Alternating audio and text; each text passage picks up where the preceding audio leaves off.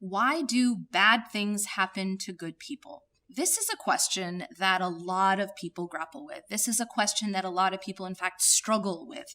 And not being able to properly answer this question has led people to a lot of suffering, a lot of doubt. And some people even go to the extent of disbelieving in God completely simply because they cannot find a suitable answer to this question.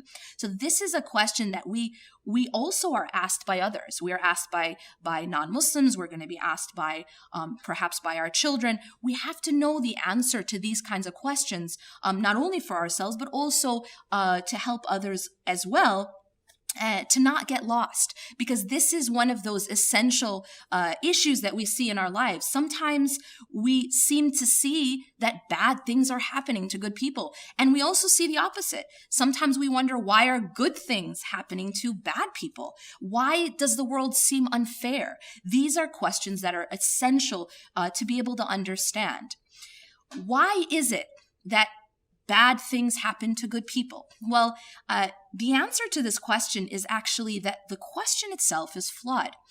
In fact, we are told by the Prophet ﷺ that bad things never happen to good people. There's a very important hadith in which the Prophet ﷺ says, عَجَبٌ لِأَمْرِ الْمُؤْمِنِ أَمْرُهُ كُلُّ خَيْرٍ, that the matter of a believer is strange. So it's unusual.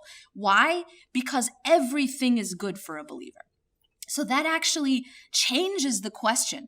And now the answer to this question is that bad things don't happen to good people. Everything that happens to a good person, everything that happens to a believer is in fact good for them. But the problem is in how we define good and bad.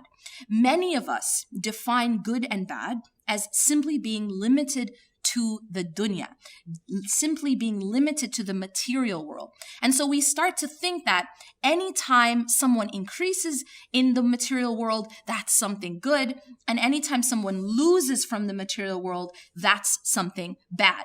Now, if we limit our vision, if we limit our timeline, in essence, to only this world, then in fact, we cannot answer this question. But the reality is that our existence is not only limited to this life. Our existence is actually, this life is actually just a blink of the eye of our greater existence, that there is a hereafter.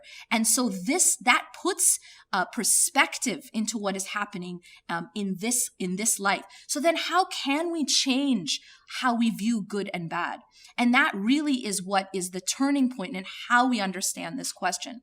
Anything that happens to a believer that helps them grow spiritually, anything that happens that brings them closer to Allah subhanahu wa ta'ala is actually good for them, even when it comes in the form of loss or pain or struggle. And so this idea that bad things are happening is actually an illusion.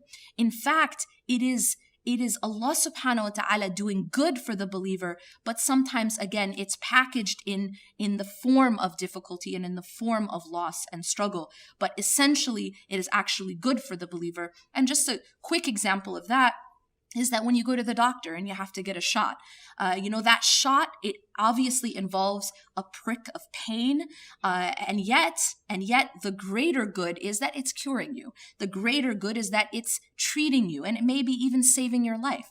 But it does come through a needle. And we know this in life that, as they say, no pain, no gain. That sometimes in order to grow, we have to go through some struggle. If you go to the gym and you want to grow your muscle, you have to struggle. You have to lift weight. And you cannot become strong unless you do that.